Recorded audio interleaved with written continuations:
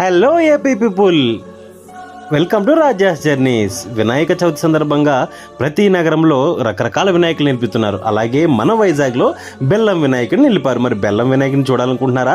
అయితే వచ్చేయండి, గాజువాకలో ఉన్న బస్ డిపో ఎదురుగా ఈ బెల్లం వినాయకుడు సుమారు 79 అడుగులు ఉంది. 20 టన్నులు బెల్లంతో ఈ వినాయకుడిని రూపొందించారు.